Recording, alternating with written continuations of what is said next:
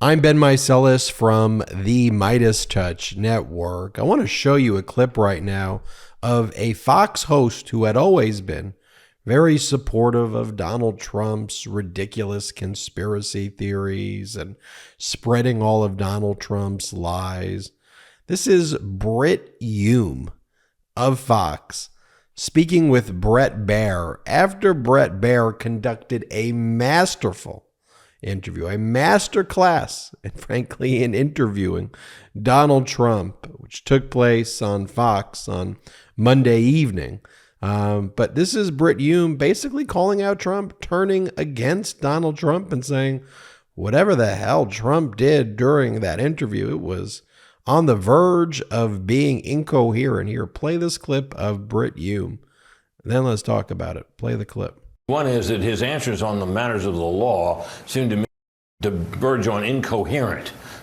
He seemed to be saying that the documents were really his and that he didn't give them back when he was requested to do so and when they were subpoenaed because, he wasn't ready to because he hadn't sorted them and separated the classified information or whatever from his golf shirts or whatever he was saying. It was not altogether clear what he was saying, but he seemed to believe that the documents were his, that he had declassified them, evidence to the contrary, and therefore he could do whatever he wanted with them, which I don't think is going to hold up in court. Secondly, when you asked him what his pitch was to the kind of suburban female voter that he had lost in 2020, his answer was to talk about how he didn't lose the 2020 election. I don't think that's an appealing message for the future, and I'm sure his legal and political advisors were wincing all the way through his answers on both those points. Now, I've showed a lot of these clips of that interview with Donald Trump, so I'm not going to replay them all here over and over again, but there's one clip that I haven't showed yet in some of the other videos, and I think it's worth talking about just in terms of the incoherent Donald Trump stuff Donald Trump said, even outside of where Donald Trump was talking about, where Trump was confessing to stealing all of the government records and saying they belong to him, which they don't. But this was another part of the interview where Donald Trump was asked about a call he had with Vladimir Putin and talking about just being like incoherent and bizarre and just a liar. This is how Donald Trump says that his call with Vladimir Putin went. Here, play this clip. Look, I talked to him. I said, if you do it, there's going to be hell to pay. It's going to be a catastrophe. Don't do it. He said, no, you won't do that. I told him I was going to do something. He said, no, you will not do that. I said, I will, Vladimir, I will do it. I'm going to do it. And you know what? He didn't believe me. Whatever. It was pretty bad. And he didn't believe me at all, except for maybe 10%. And 10% is all you needed. I mean, like a total and complete maniac. And so when I read these posts that Donald Trump makes every, morning, and the reason that I do that here on the MeidasTouch network is because, first off, when you see a clip like the clips that we show you from Brett Baier, or when you see some of the times Donald Trump does these interviews and people see him and what a maniac he is, they'll be like, whoa. And I'll be like, no, we show you that every day here on the MeidasTouch network. We can't cover our eyes and close our ears to the stuff that this maniac does every day. It's why, we talk about the fact that I think it was at least several hundred posts Donald Trump has made supporting QAnon since Donald Trump first started using Truth Social, whenever it was, over a year, close to 2 years ago at this point, when Trump started using that social media platform.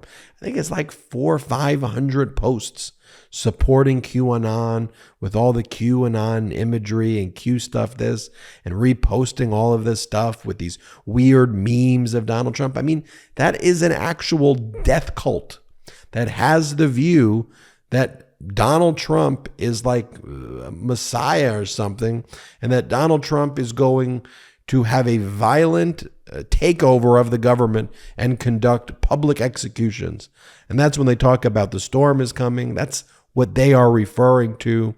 And they have these weird drops of information where they claim all of these complete and utter dangerous death cult lies. And you never hear the large media networks talk about it. You always see local media, which, by the way, is basically big media. It's controlled by large right-wing corporations, most local media now anyway. But other just large media networks, I've showed you, right? Associated Press. I've showed you Reuters and others, who basically write these stories. Well, New York Times even. Donald Trump is trying a more disciplined campaign. What do you mean a more disciplined campaign? He's talking about stealing nuclear codes. In what world are you living in? And this is why I love these conversations too with the Meidas Mighty community, because why we started this network is because we refuse to be gaslit. I refuse to watch Donald Trump say things like that. We all know what we're watching. We all know that he is a dangerous, fascist, idiotic maniac who wants to destroy our democracy. The problem is when the media, and I'm not even talking about Fox, OAN and Newsmax, these ridiculous right-wing propaganda. I'm not even talking about them.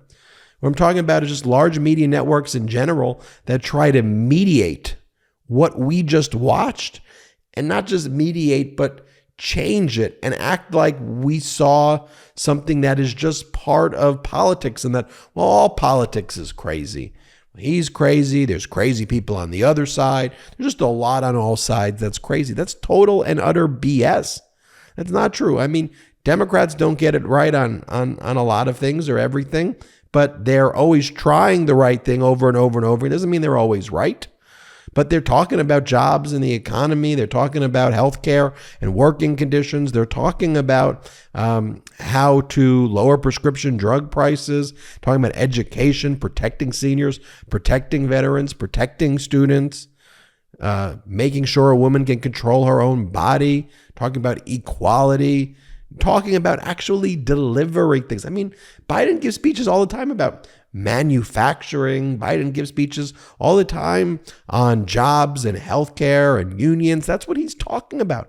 Those are real things. And by the way, the fact that I support President Biden, if he posted one QAnon meme, one, and he legitimately posted it himself, and it wasn't like hacked, and it was like, he's like, well, I just reposted it. I felt like I had to. I wouldn't support him anymore for all of the great things that I think he's done, historic things.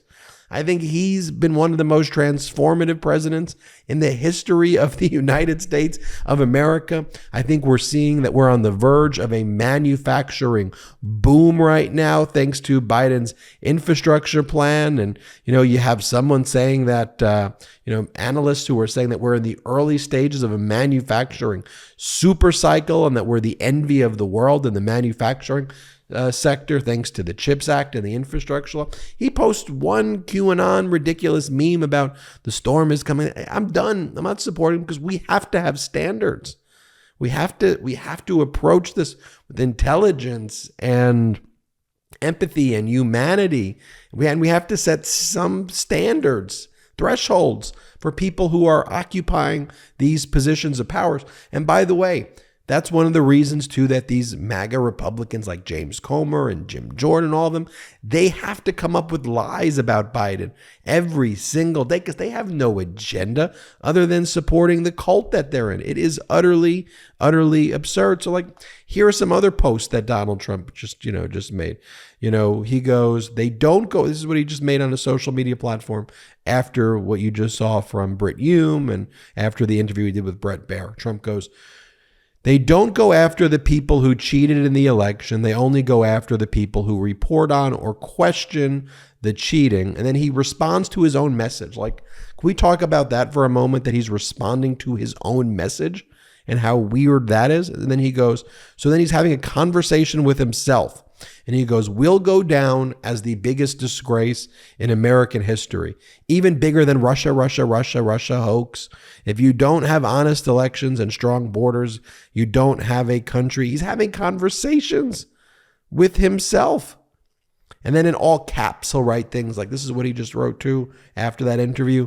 Nothing about the witch hunt cases being brought against President Trump have anything to do with legal merit, only where the case could be tried by unfair courts and maximum publicity. Election interference. First off, you're in front of Judge Eileen Cannon on this. Second off, who talks about themselves like this? You're not the president anymore. This is behavior that just needs to be called out. What I pride this Meidas Mighty pro-democracy community, why I'm so grateful for you, is you spread the message of pro-democracy. You spread the message of love and humanity and compassion and intelligence. And we all love our Constitution here. We all love our country, and we want to make it better. We want to make it better, and we want to focus on ways to do that.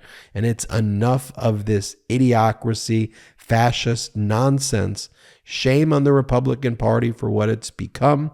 The disgrace that it has brought upon itself is frankly sad and disappointing. I long for a day where we could have constructive conversations, but as of now, it is the Democratic pro-democracy party only, with liberals, progressives, independents, people not affiliated with political parties, and real conservatives. Real, not the fake MAGA Republican BS nonsense. That's not real conservatism. That's crazy fascist idiocracy behavior. I mean, we're a big tent pro-democracy movement party. We could have disagreements, but let's try to have serious adult conversations here. I'm Ben Meiselas from the MeidasTouch podcast and the MeidasTouch network. Hit subscribe. We're on our way to 1.5 million subscribers. Check us out at patreon.com/MeidasTouch, and wherever you get audio podcasts, subscribe to the MeidasTouch podcast. Have a great day. Hit subscribe on our YouTube channel right now. At MeidasTouch, we are unapologetically pro-democracy, and we demand justice and accountability. That's why we're spreading our message to Convict 45. That's right, gear up right now with your Convict 45 tees and pins at store.MeidasTouch.com. That's store.MeidasTouch.com.